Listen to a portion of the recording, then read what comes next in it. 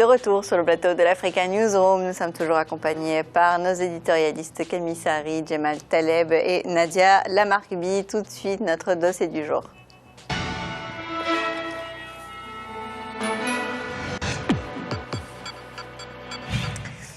Comme de nombreux pays d'Afrique subsaharienne, le Sénégal est marqué par l'usage d'une multiplicité de langues en fonction des ethnies présentes. Plusieurs langues locales sont reconnues officiellement comme le Wolof, le Peul, le Ser, le Diola, le Soninké et le Malinké. Toutefois, le Wolof reste la langue majoritairement pratiquée au quotidien. Elle est ainsi enseignée dans les établissements éducatifs depuis les indépendances, une manière de lutter contre l'analphabétisme. Reportage de notre correspondant au Sénégal, Ladjoun Ndiaye. Arrêtez de cracher et de vous essuyer les mains en pleine rue. Utilisez plutôt un mouchoir, le mouchoir est plus hygiénique.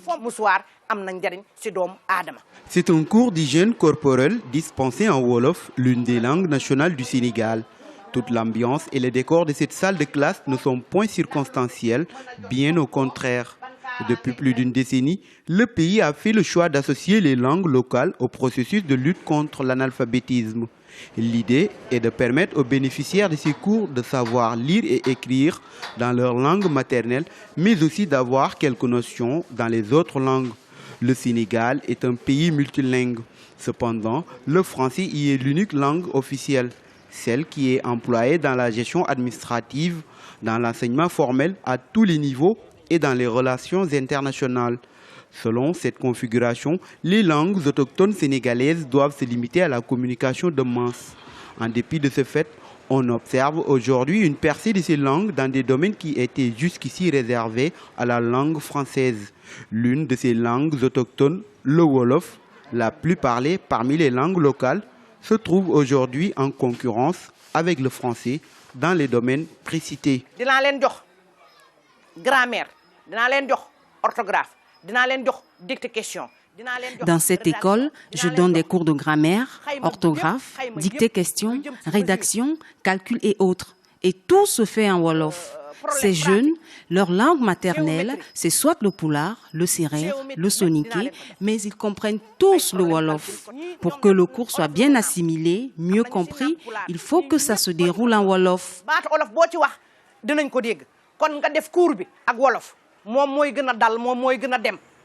Depuis 3 ans, je suis dans cette école depuis 3 ans. Et grâce aux cours dispensés en Wolof, j'arrive à faire des rédactions, grammaire et autres.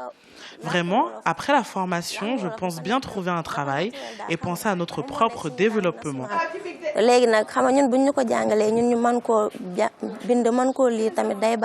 C'est d'ailleurs la finalité des programmes d'alphabétisation qui ont commencé à émerger vers les années 1990 au Sénégal.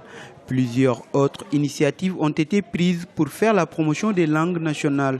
Selon Cheikh Anta Diop, un fervent défenseur des langues nationales, celles-ci contribuent mieux à l'éducation des enfants. L'enfant qui apprend à partir de sa langue maternelle, il est beaucoup plus à l'aise. Parce que chez lui, il parle la langue maternelle. Il ne faudrait pas qu'en classe, qu'il ait l'impression d'être devant un extraterrestre. Si c'est juste pour véhiculer un message, pour avoir un médium d'enseignement-apprentissage, il est plus pertinent pour les premières années d'utiliser la langue maternelle. D'autant que, nous l'avons dit, il n'y a aucun pays, aucun à travers le monde, qui s'est développé à partir d'une langue étrangère.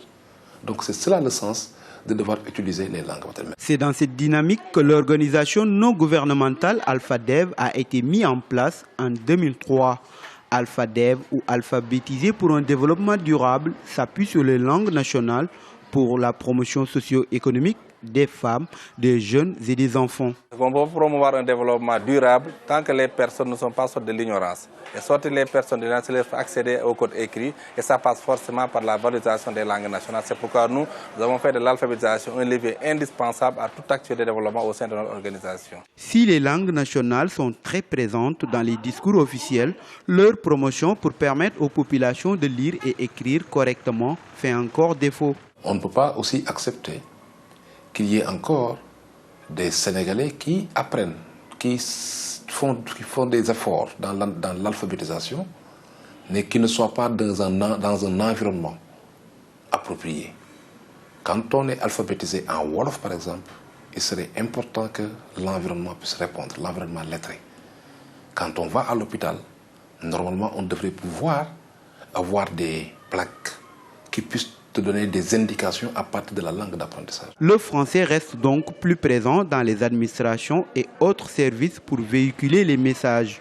Cela se voit aussi dans les médias, même si les émissions et autres débats sont de plus en plus présentés en langue nationale. Par exemple, 70% des émissions sont faites en Wolof dans les radios privées. Le domaine artistique n'est pas aussi en reste. Même les technologies de l'information et de la communication s'y mettent. Les TIC constituent d'ailleurs un véritable outil de promotion des langues nationales. Voilà un raccourci qui existe, où aujourd'hui le Pulaar, le Wolof, nous voyons aujourd'hui dans le champ de l'Internet ou du Web, comment les gens ont pu créer et imaginer des outils dans ce champ des TIC-là, adaptés aux langues nationales.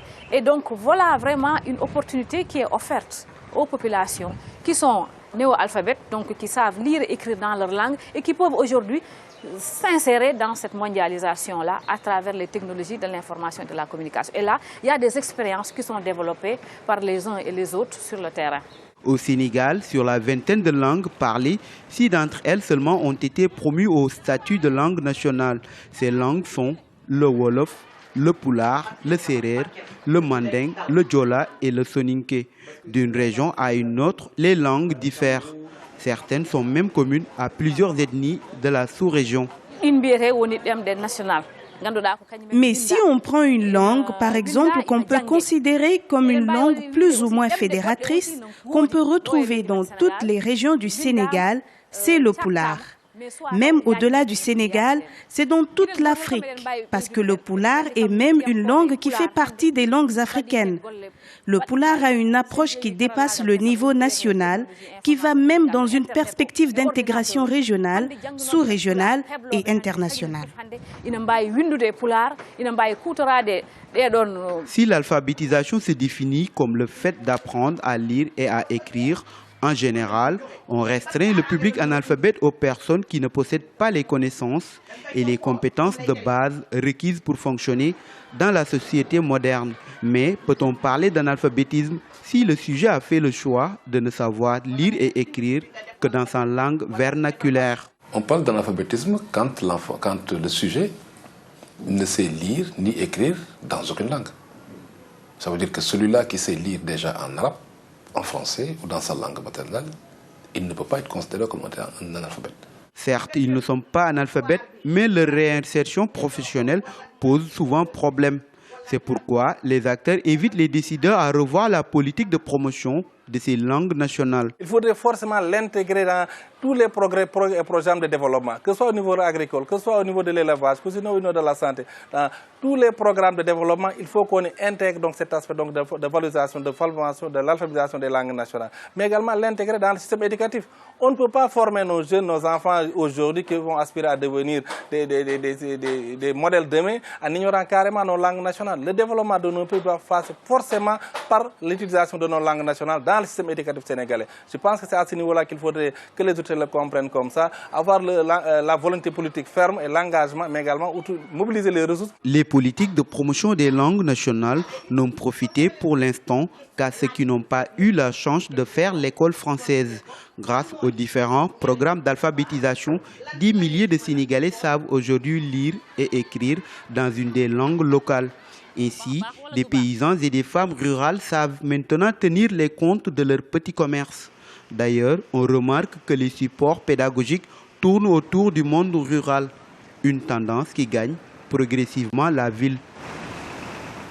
Alors Djemal, la langue française n'est utilisée d'après les études que par 15% de la population sénégalaise seulement. De ce fait, pourquoi la garder comme langue nationale officielle? Alors quand j'ai entendu ce chiffre, honnêtement, il m'a surpris. Parce que quand on vient au Sénégal, on voit les médias, que ce soit la télé, la radio, mais aussi la presse écrite, on est absolument frappé par l'omniprésence, sinon l'omnipotence du français. C'est absolument une langue qui ravage tout, qui domine tout, qui possède tout. Évidemment, il y a, mais c'est le cas du Sénégal est intéressant, mais au-delà du Sénégal, il y a ce que j'appelle moi aujourd'hui une Afrique linguistiquement postcoloniale. C'est-à-dire qu'on est passé par le tout français qui était donc, en tout cas je parle là de l'Afrique francophone, qui était donc le symbole de la... Quand on maîtrise le français, on est cultivé. Quand on ne connaît pas le français, on ne peut pas travailler dans l'administration. Et donc, l'idée de glorifier cette langue étrangère et la prendre comme outil de communication interne, pour des raisons sans doute historiques, coloniales, mais aussi pour des raisons propres, c'est-à-dire que dans des pays où il y a beaucoup de langues nationales, la facilité de trouver un outil extérieur de communication commun était donc la solution trouvée. Au Sénégal, je pense qu'on est passé à autre chose. On est passé à autre chose d'abord par beaucoup d'intellectuels sénégalais qui désormais, pour certains, n'acceptent plus d'écrire qu'en wolof. Même des écrivains de littérature française se disent désormais je ne peux écrire qu'en wolof. La deuxième chose, c'est que le wolof est communément accepté, et ça c'est le cas spécifique du Sénégal, comme étant la langue dominante ou en tout cas acceptée comme telle. Et donc les politiques eux-mêmes à la radio, à la télé, à l'Assemblée nationale utilisent le wolof comme une vraie langue. Et donc il y a là un recul réel du wolof, du français pardon, comme langue. La deuxième chose, c'est le Sénégal est un pays qui a moins de difficultés que d'autres. Quand vous êtes dans un pays où il y a 70 langues nationales, la situation devient complexe. C'est-à-dire que vous ne pouvez pas faire 60 langues nationales du pays.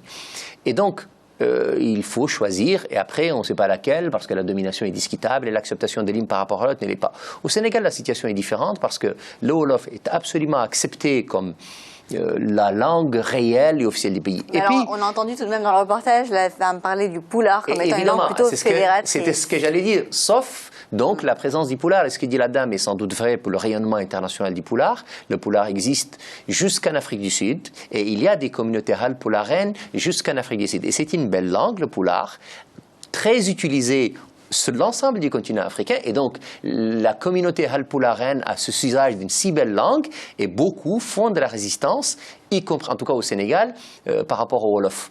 Mais le recul, encore pour revenir à votre question du français, s'explique de mon point de vue par une raison simple, c'est que les réalités qu'on avait au lendemain des indépendances et plus tard ne sont plus réelles, ne sont plus celles d'aujourd'hui. Et donc, on accepte de plus en plus l'outil national d'une langue qui domine, et puis on s'est dit, après tout, il n'y a pas de raison de continuer à utiliser une langue étrangère dès lors qu'on est capable d'utiliser donc l'une des langues du pays. Alors, pour le moment, il y a encore du chemin qui est très long, mais je pense qu'on y arrivera, c'est obligatoire. Camille, est-ce qu'il y a un conflit, il y a des conflits linguistiques au Sénégal entre les différentes langues locales? Là, on le voit, hein, chacun plaide pour son dialecte, on va l'appeler une langue. Mais je pense, moi je suis un partisan du multilinguisme. Le multilinguisme, c'est une richesse extraordinaire. Pourquoi priver les enfants d'une langue qui peut être internationale? Ce n'est pas seulement le français, ça peut être l'anglais. Le français, c'est une langue qu'on a héritée, mais l'anglais, d'autres pays l'ont hérité également. Je pense qu'il faut rester sur le choix donné aux enfants dès la primaire d'avoir plusieurs langues. Mais là, on parle des langues locales. Hein.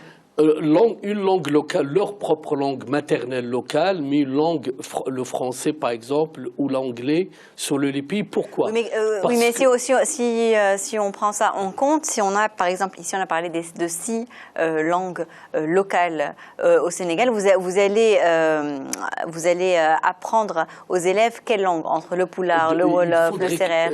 Il faudrait, c'est simple, il faudrait, comme ça se fait d'ailleurs même dans certaines écoles maintenant en France, vous avez le français, je parle du Sénégal, ça peut être l'anglais au Nigeria, le français qui est la langue, je dirais, qui est parlée par tous, et puis la langue au choix, c'est-à-dire de donner le choix aux enfants, ils s'inscrivent et puis on peut avoir le wolof, on peut avoir tout ce qu'on veut, et parce que les manuels scolaires, ils sont en français, qu'on le veuille ou non. L'arabisation dans nos pays de l'Afrique du Nord, ça a été une catastrophe. Moi, j'ai eu la chance d'avoir appris les 2 langues, l'arabe et le français. L'arabe classique. Non, mais je vais dire pourquoi. Parce que, allez vous balader dans moi, je m'amuse à aller me balader dans les librairies en Algérie, au Maroc. Vous avez très peu de manuels de mathématiques, très peu de manuels de physique, très peu de manuels de chimie. en arabe, parce que la création de la plupart des manuels soit en français, mais je dirais même plus, ils sont en anglais. Savez-vous qu'il y a déjà que 70% des ouvrages en économie sont en anglais. À ce moment-là, qu'est-ce qu'il faut faire? Mais là, tu ne parles pas de multilinguisme, là, tu parles de capitulation organisée. Non, non, pas du tout. Il faut être pragmatique. Si on veut l'intégration régionale, il nous faut des langues que tout le monde parle. Pas seulement. Vous allez en Asie, tout le monde parle anglais. Entre eux, ils parlent en anglais. Mais là, on parle de différentes choses, Camille. Parce que si on parle déjà de lutte contre l'analphabétisme, on n'est pas au stade du supérieur. Là, si on parle en termes de lutte contre l'analphabétisme, il y a des choses qui sont essentielles. Et il y a un auteur qui a formalisé les choses, qui s'appelle Paulo Freire, et qui a écrit un ouvrage qui est juste exceptionnel, qui s'appelle La pédagogie des opprimés, et qui explique comment l'éducation, c'est une arme, c'est une pratique de la liberté. Absolument. Donc il faut éduquer les populations, et particulièrement ceux qui ont subi la colonisation, il faut les éduquer avec leur langue d'abord et avant tout. Il faut d'abord utiliser l'éducation comme une arme de liberté, donc l'utiliser dans son milieu, utiliser par exemple pour les manuels ou des choses du quotidien que les gens puissent comprendre, si on veut lutter contre l'analphabétisme. Et s'ouvrir après aux autres. Exactement. Et lutter contre l'oppression, c'était ça le but premier. Donc d'abord et avant tout, utiliser la langue locale et pas seulement la langue, utiliser les pratiques locales, utiliser le milieu et tout. Et par exemple, illustrer avec des choses du quotidien des gens pour leur permettre. J'ai appris déjà. Camille, vous n'êtes pas un cas d'école. Non, mais je dis la plupart des Marocains, oui, mais vous n'êtes pas un cas d'école, mais on parle d'alphabétisation. Darija, c'est vraiment la langue la plus pauvre. Eh bien, c'est dommage, c'est dommage que, par exemple, au Maroc, on n'apprenne pas... C'est pas une langue scientifique. Mais c'est dommage qu'au Maroc, on n'apprenne pas à lire écrire en Darija. Il y a une cacophonie qui s'est installée. Nadia, terminez votre propos. Oui, donc là, si on parle en termes de lutte contre l'analphabétisme, on ne parle pas d'un autre stade de l'éducation. Il faut permettre à un maximum de gens d'avoir accès à quelques données d'alphabétisation, non pas pour faire des études, mais pour déjà se libérer de beaucoup de choses. Être capable d'exprimer un désir, être capable de s'exprimer eux-mêmes, justement. Réfléchir par une langue. Exactement. Leur donner des armes déjà pour réfléchir. Sinon, c'est les maintenir sous une oppression qui est celle de l'analphabétisme. C'est opprimant. Je voudrais qu'on revienne avec vous, Djemal, sur les conflits linguistiques au Sénégal entre les 6 langues locales. Pourquoi choisir le Wolof contre le Pulaar ou le Serer? Parce que c'est la langue de la majorité d'abord. Ils ont 36% de Sénégalais d'ethnie Wolof. Non, mais tout à fait, sauf que... Le Wolof est assez structuré. Voilà, sauf que... c'est non, d'accord, oui. Sur tous les autres groupes, sur 6, ça fait une majorité. C'est l'ethnie majoritaire. Évidemment, sur 6, ça fait une majorité. Donc la question n'est pas là. La question, évidemment, la majorité, mais aussi, c'est que l'acceptation par l'ensemble des Sénégalais, d'une manière ou d'une autre, parce que quand vous baladez dans les rues de Dakar, ou même jusqu'à Kaolack ou ailleurs, vous parlez d'abord Wolof. Et donc, l'idée qu'au Sénégal, on ait accepté le Wolof comme la langue est absolument acquise pratiquement partout. Évidemment, il y a de la résistance. Et il y a de la résistance de ces autres 5 belles langues qui sont absolument jolies, magnifiques. Ils se disent, on n'a aucune raison de se faire balader. Moi, je suis d'accord avec Camille quand il dit, la spécificité linguistique est une bonne chose. Et donc, l'idée d'avaler quelqu'un linguistiquement n'est pas une bonne chose. Mais pour autant, on a le devoir, sinon l'obligation, de choisir une langue. Je finis, je fais choisir une langue. N'oubliez pas que dans le modèle français, nous avons frappé, battu les Bretons, on a battu les Corses, on a battu tout l'Occitan, et ces langues-là ont disparu. C'est dommage, c'est regrettable, mais elles ont disparu pour laisser une place à une langue, donc nationale dominante. Et donc, pour un exemple de la misère, Camille, c'est un exemple, c'est la misère d'une langue qui n'est pas scientifique, qui n'est pas le français, qui est une belle langue que nous utilisons tous, n'est pas une langue très scientifique. Jamais il ne viendrait à l'idée des Français de dire désormais, nous n'allons plus apprendre ni enseigner le français en France, nous allons apprendre l'anglais ou le russe ou l'allemand qui est encore plus scientifique que tous les autres. Ça n'est pas possible. Je suis vraiment désolé. Mais pourquoi tu serais désolé? Je suis désolé, il faut s'enrichir intellectuellement. Tout à fait. Du point de vue alors là, je suis d'accord, s'enrichir. Un enfant, dès la primaire, il peut apprendre. Une langue étrangère. Trois langues. Tout à fait. Le Wolof, le français et même l'anglais. L'anglais, moi je dis que ce soit même dans les écoles. Ça risque de le déstabiliser quelque part. Mais on a dans beaucoup de pays... On met en milieu rural. On fait comment pour permettre à un maximum de gens d'aller à l'école et de comprendre ce qui se passe? Il faut aller vers le multilinguisme dans nos pays, dans nos sociétés. Mais la référence, c'est pas la ville. La référence, c'est pas la ville en termes d'éducation. Ici, il est question justement d'apprendre les langues locales pour lutter contre l'analphabétisme. C'est-à-dire qu'il faut d'abord commencer quelque part. Si on va commencer par directement en apprenant, parce qu'ici on a vu des adultes, en leur apprenant directement le wolof, le français, l'anglais, il risque d'y avoir tout de même un problème au niveau de la... Non, il y a la plupart des enfants s'assimilent. Oui, mais je parle ici des adultes, parce qu'on a vu dans le reportage. Bon, non, mais attends, les adultes, c'est vrai que soit la plupart ils ont appris quand même le français, puisque c'est forcément la langue qui est véhiculée. Je parle des adultes. Vous parlez oralement, c'est-à-dire, et non pas par écrit. Oralement, mais il faut aller vers l'écrit. Ça, c'est l'alphabétisation. Mais s'ils ont, parce que de toute façon, le même problème par exemple, dans la constitution marocaine, il y a une reconnaissance qui est bien de toutes les langues berbères. Mais il n'y a pas une ou deux. Il y a le hassani, il y a le berbère soussi, etc. La constitution marocaine, elle a des difficultés à imposer quelle est la langue qui va être parlée dans un tribunal, quelle est la langue berbère qui va être parlée. Pour le moment, c'est l'arabe. Non, mais c'est l'arabe. Voilà. Donc tous les pays choisissent pour une question d'efficacité et de bon fonctionnement une langue. Si vous prenez l'exemple du Maroc, c'était surtout une question entre guillemets régionale et culturelle. L'enseignement supérieur se fait en français. Le Maroc, l'enseignement supérieur se fait en français. La lutte contre l'analphabétisme, c'est pas la scolarisation, Camille. On n'est pas après l'arabe jusqu'au baccalauréat, et après ils vont à l'université. Moi, j'avais des étudiants en Algérie qui savaient bien parler français, mais qui faisaient des plaintes de fautes, et eux, ils le reconnaissent parce qu'ils ont appris l'arabe pendant tout le cursus. Mais alors, que fait-on de tous ceux qui ne sont pas dans le système scolaire? Parce que c'est ça, l'analphabétisme touche des gens qui ne sont pas dans le système, Camille. C'est des marques. On va mettre fin à ce débat. Je vais vous rappeler les principaux titres de l'actualité à retenir. En Libye, rien ne va plus. Les forces spéciales de Benghazi se sont ralliées à l'opération dite de la dignité du général Khalifa Haftar. Ils promettent de lutter efficacement contre les milices radicales et les groupes terroristes islamistes. En un an, au Burkina Faso, de nombreuses associations ont vu le jour, notamment pour soutenir le texte constitutionnel et s'opposer ainsi à l'appel de la majorité qui veut le réformer. La société civile rejoint ainsi les partis d'opposition et soutient la limitation des mandats présidentiels à 2. Nouvelle pause dans l'Africa Newsroom. Dans un instant, nos dossiers de l'économie restent avec nous.